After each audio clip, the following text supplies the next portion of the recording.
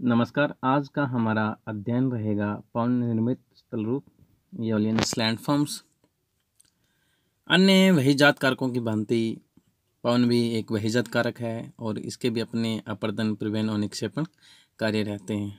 परंतु अन्य वहीजात कारक जैसे नदी, हिम नदी का अपना एक निश्चित मार्ग होता है, परंतु पवन का अपना कोई निश्चित मार्ग नहीं होता। वे चारों दिशाओं में अपना कार्य करती है और विभिन्न स्थल रूपों का निर्माण करती है। सबसे पहले हम जान लेते हैं पवन के बारे में। पवन अधिक वायुदाब से कम वायुदाब की ओर क्षैतिज रूप में चलने वाली वायु को पवन कहते हैं। पवन के अपर्दन और निक्षेप से बनने वाले स्थलरूप को वातास स्थलरूप या एओलियन लैंडफॉर्म कहते हैं। पवन मरुस्थलीय भागों में ही क्रियाशील होती है। जिन मरुस्थलों में पवन कार्य करती है वे प्रमुख रूप से 3 प्रकार के मिलते हैं। पहला हमादा, दूसरा रेग और तीसरा अरग। तो सबसे पहले हम जान लेते हैं इन मरुस्थलों के बारे में।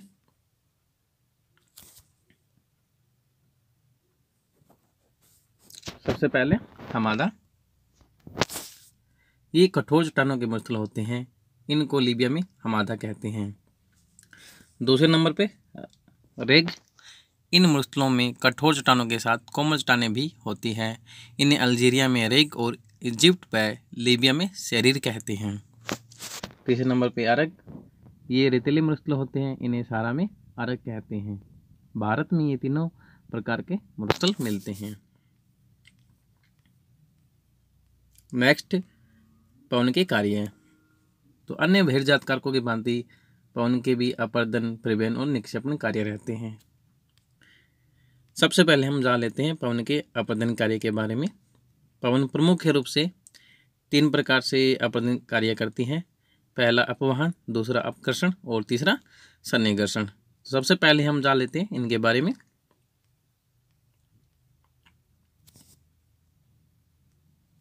पहला अपवहन।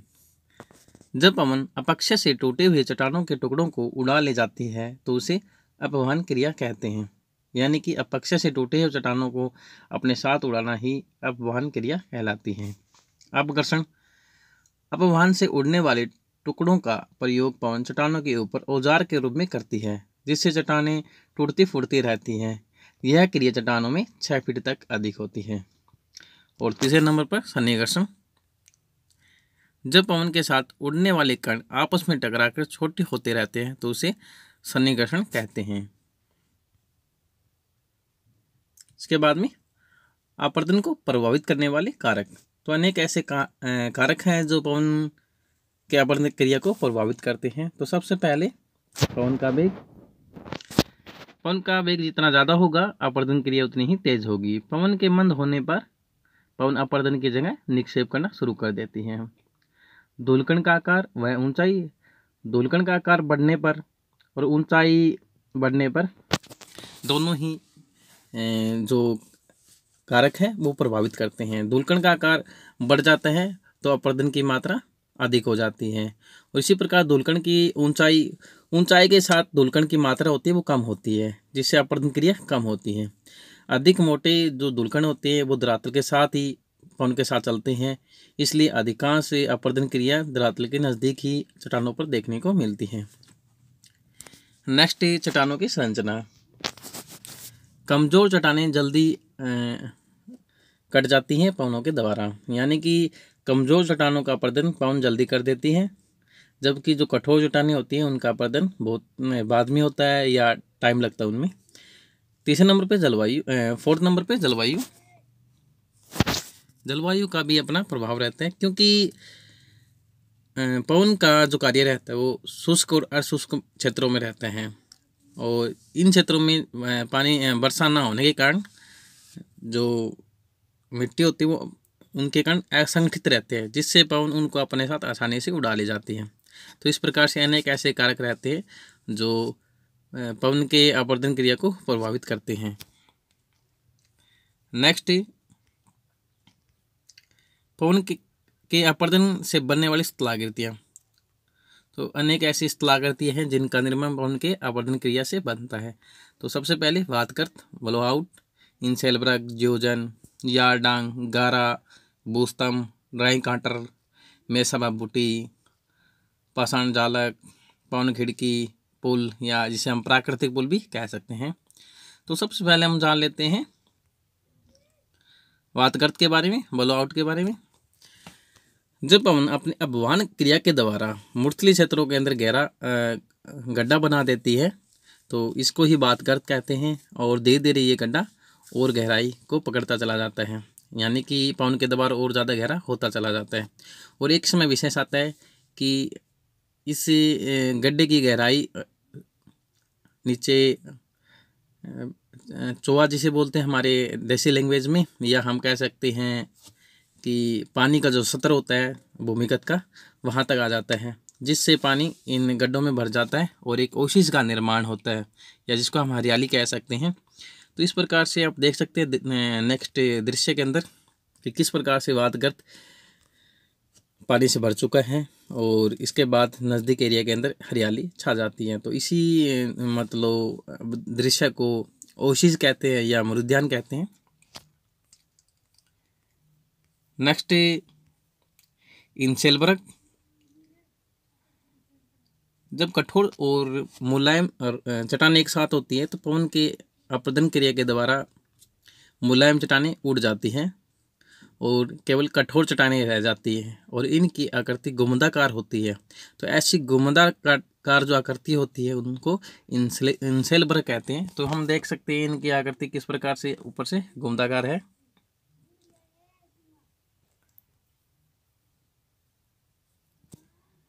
इनके अंदर कभी मुलायम रॉक्स भी होती थी, लेकिन पवन के अपरदन क्रिया से इनके अंदर से जो मुलायम रॉक्स है उनका अपरदन होने के बाद में यहाँ से उड़ चुकी हैं। नेक्स्ट गारा या मशरूम रॉक, या जिसे हम छतक शिला कहते हैं।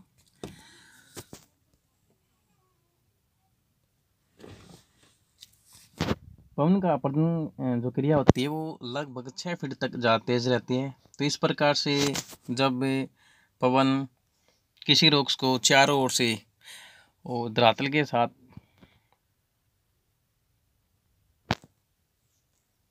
कटाव इस प्रकार से कर देती है और दूर से देखने से ये मशरूम जैसी हमें दिखती है या छतरी जैसी दिखती है। तो इस प्रकार ये कृति को छत्रशिला या गारा कहते हैं। और आपको पहले भी बताया कि जो पवन है वो 6 फीट तक ज़्यादा अपरदन करती है। इससे जो चट्टानों का जो नीचे का भाग है वो ज़्यादा अपरदित हो जाता है या कट जाता है, और जिससे ये एक गारा जैसी आकृति या मशरूम जैसी आकृति ले लेती है।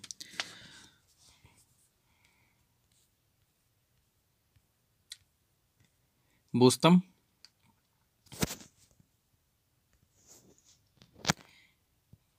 कई बार कठोर चट्टानों के नीचे मुलायम चट्टानें होती हैं और कठोर चट्टानों के कारण मुलायम चट्टानें सुरक्षित रहती हैं, और धीरे धीरे जैसे जैसे जो मुलायम चट्टानें होती हैं उनके नज़दीक का पार्ट अपरदित होता रहता है। और एक समय विशेष ऐसा आता है कि जो मुलायम चट्टान होती है और कठोर चट्टान होती है वो एक स्तंभ का रूप ले लेते हैं।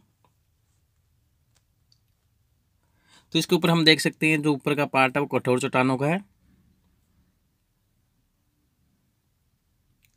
और इनके नीचे मुलायम रॉक्स हैं, और इनका जो सुरक्षा होती है इन कठोर चट्टानों के कारण होती है।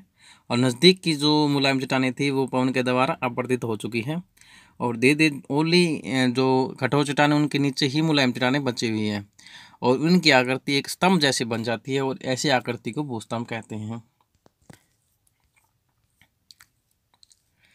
ज्योजन। ज्योजन का निर्माण उस समय होता है जब कठोर और मुलायम चट्टानें क्षैतिज रूप में हो, जैसे कि अपर जो लेयर होती है वो कठोर चट्टानों के रूप में, नीचे की लेयर मुलायम चट्टानें, फिर कठोर चट्टानें। तो इस प्रकार से पहले कठोर चट्टानें, फिर मुलायम चट्टानें, फिर कठोर चट्टानें। तो इस प्रकार की जब लेयर मिलती है तो ऐसी लेयर में ज्योजन का निर्माण होता है। पहले कठोर चट्टानों के अंदर अपक्षय कारण इनमें दरारें गिर जाती हैं और पवन इनके अंदर जाकर नीचे से मुलायम चट्टानों का अपरदन कर देती हैं। उसके बाद में फिर कठोर चट्टान आ जाती है, कठोर चट्टानों के ऊपर अपरदन होता है अपक्षा होता है, अपक्षा से उनमें दरारें गिर जाती है और पवन इन दरारों को अधिक चौड़ा कर कर और नीचे से मुलायम चट्टानों को काट देती है। तो एक समय विशेष आता है कि इस प्रकार की स्थलाकृति को देखने को मिलती है। तो इसके अंदर हम देख सकते हैं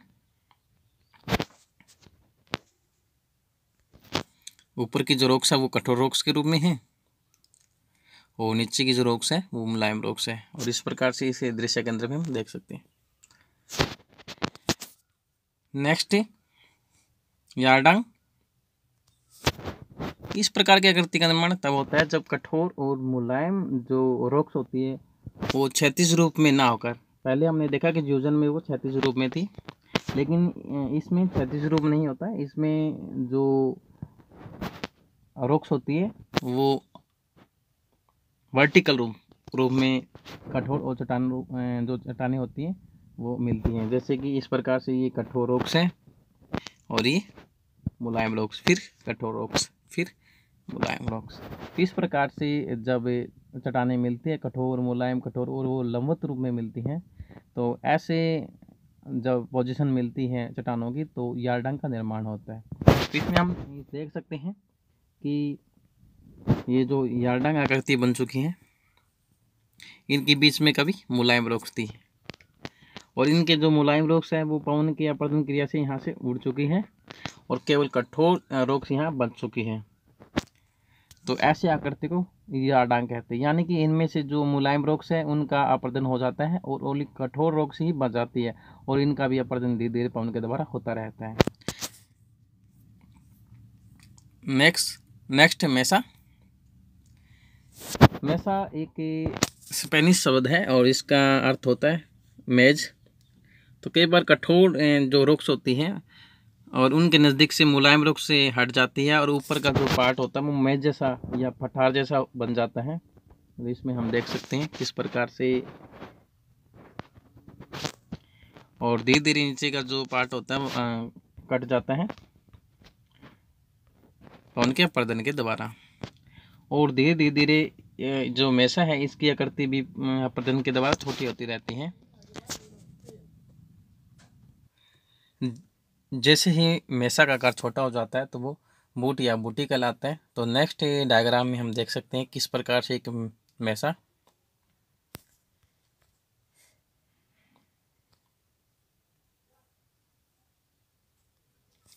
और अपरदन के बाद में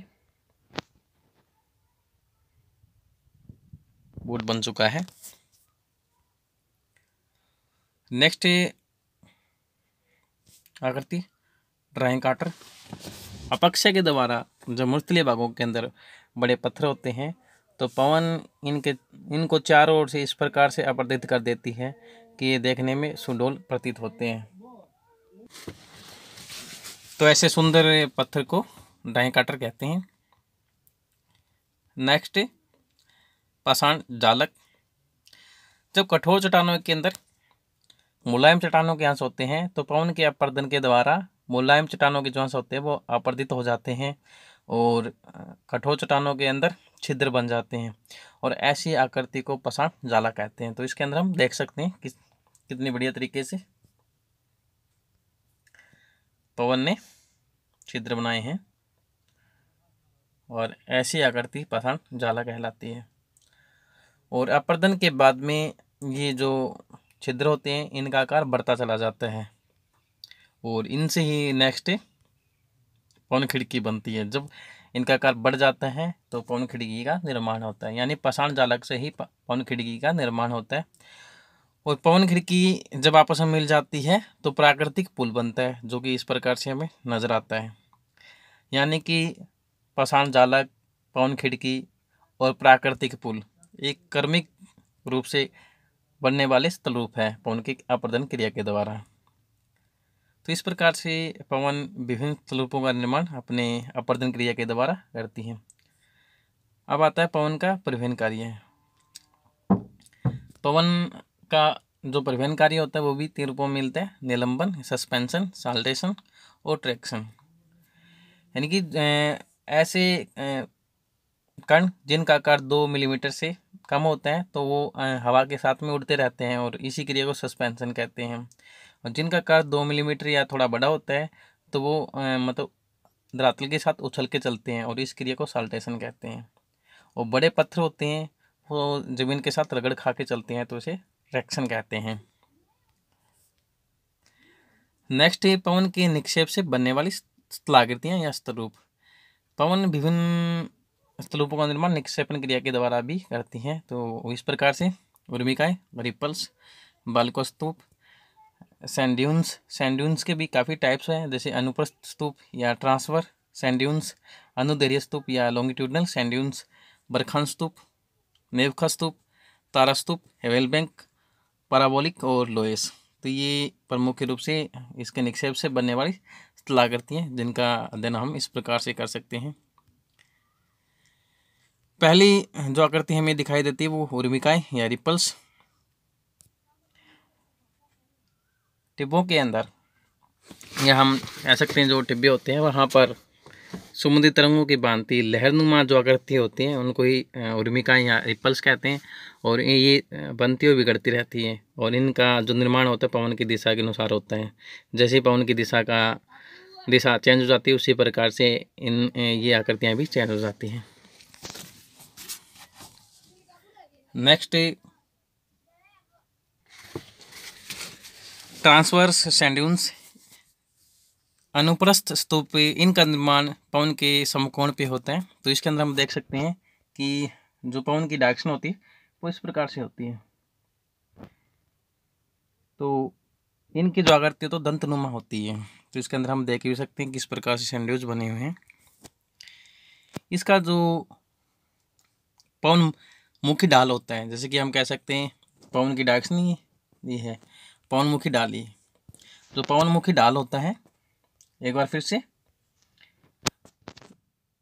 पवन की डायरेक्शन और ये पवन मुखी ढाल है इस स्तूप का।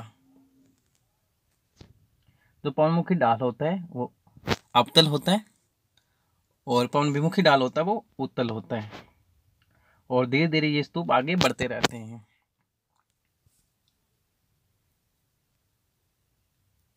नेक्स्ट अनुदैर्घ्य स्तूप या लॉन्गिट्यूडनल सैंड ड्यून्स, ये कटक के रूप में लंबाई में होते हैं और हवा के समानांतर बनते हैं। कि इस प्रकार से हम देख सकते हैं किस प्रकार जैसे लंबवत रूप मिलते हैं और इनका निर्माण भी हवा के समानांतर होता है, यानी कि जिस डायरेक्शन में हवा चलती है उसी डायरेक्शन में ये बनते हैं। तो इस प्रकार से हम इनको देख सकते हैं, इनकी डायरेक्शन किस प्रकार से और हवा की डायरेक्शन भी इसी प्रकार से है। यानी कि हवा के समानांतर लंबे जो कटक के रूप में टिल्ले मिलते हैं उनको अनुदैर्घ्य स्तूप या लॉन्गिट्यूडनल सैंड ड्यून्स कहते हैं। Next barchan. बरखान अपने आकृति के लिए पहचानी जाती है। इसके प्रमुख विशेषता इसके 2 सिंग। तो इसके अंदर भी देख सकते हैं कि पवन की डायरेक्शन, पवन मुखी जो ढाल होते हैं पवन मुखी ढाल, वहाँ पर इसका जो स्लोप होता है वो अवतल होता है और इसके दोनों ओर से 2 सींग निकले होते हैं। इसके अंदर हम देख सकते हैं किस प्रकार से 2 अलग से आकृतियाँ बनी हुई हैं और धीरे धीरे जैसी पवन अवतल ढाल की ओर जाती है या नीचे उतरती है, उत्तल ढाल से जैसे अवतल ढाल में नीचे उतरती है तो यहाँ भंवर पैदा कर देती है और भंवर पैदा करने के कारण यह जो भाग होता है वो ज़्यादा गहरा होता रहता है और एक समय ऐसा विशेष आता है कि इनके जो सींग होते हैं वो अवतरण के बाद में अलग हट जाते हैं और एक लंबे कटक का निर्माण करते हैं। और ऐसे लंबे कटक का निर्माण करने से एक लंबे टिब्बे का निर्माण होता है और लंबे कटक के रूप में लॉन्गिट्यूडनल या अनुदैर्घ्य स्तूप जाने जाते हैं। तो एक हम कह सकते हैं कि अनुदैर्घ्य जो स्तूप होते हैं वो बरखान के द्वारा भी बन सकते हैं, यानी कि बरखान का जब सिंग अलग हो जाता है बरखान से तो भी अनुदैर्घ्य टिब्बे का निर्माण होता है। तो इस प्रकार से हमने देखा अनुदैर्घ्य बरखान की मुख्य विशेषता होती है 2 सिंग निकले होते हैं और इसके अंदर भी जो पवन की दिशा होती है वो सेम अनुप्रस्थ टिब्बे के अनुसार ही होती है। नेक्स्ट नेवखा स्तूप। जब पवन का जो गति होती है धीमी हो जाती है तो उनके साथ जितने भी कण मिट्टी के कण होते हैं वो किसी झाड़ी के ऊपर या मरे हुए जानवर के ऊपर निक्षेप करना शुरू कर देती हैं। जब किसी जानवर के ऊपर या झाड़ियों के ऊपर जब मिट्टी का निक्षेप होता है तो उसको नेव का स्तूप कहते हैं। तो इसके अंदर हम देख सकते हैं किस प्रकार से स्तूप का निर्माण हुआ है झाड़ियों के ऊपर। नेक्स्ट, पैराबोलिक स्तूप।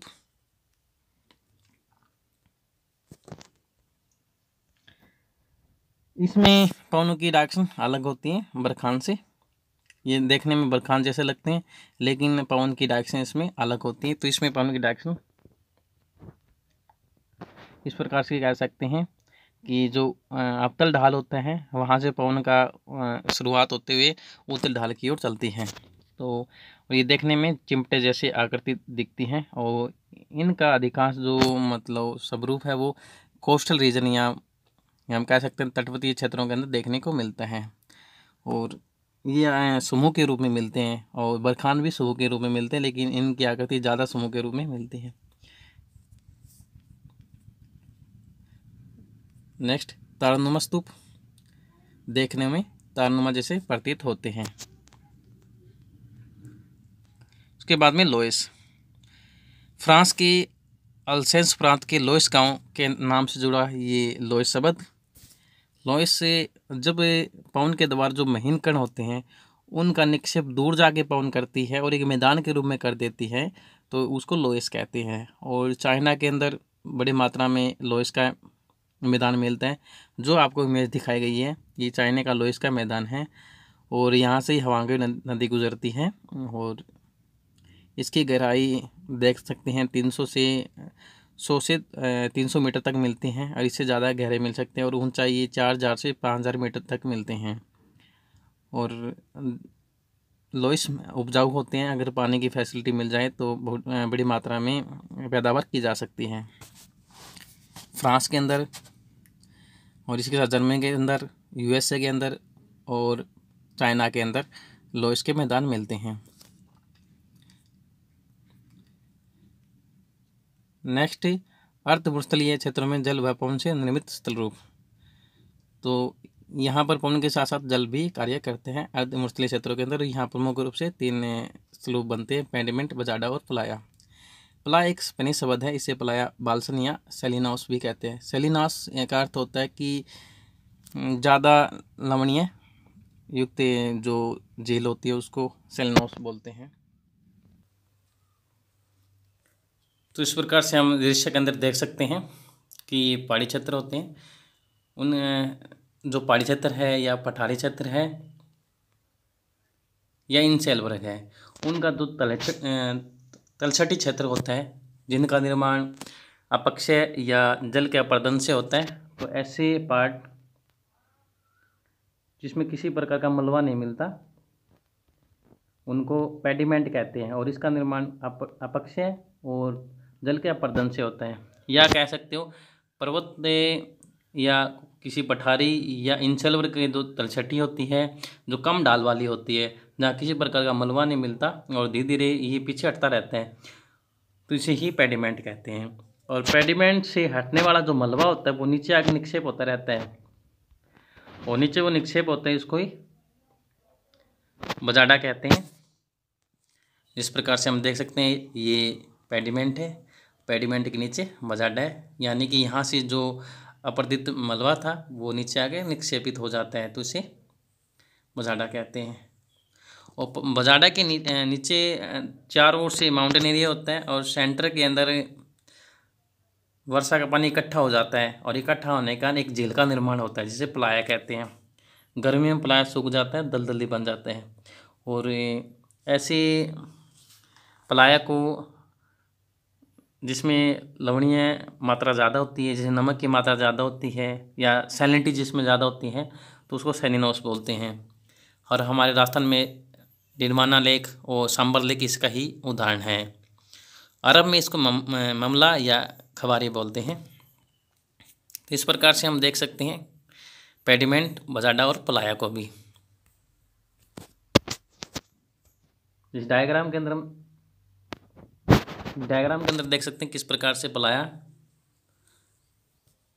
और ये बजाडा निक्षेपित पदार्थ, और उसके बाद में पेडिमेंट का पार्ट।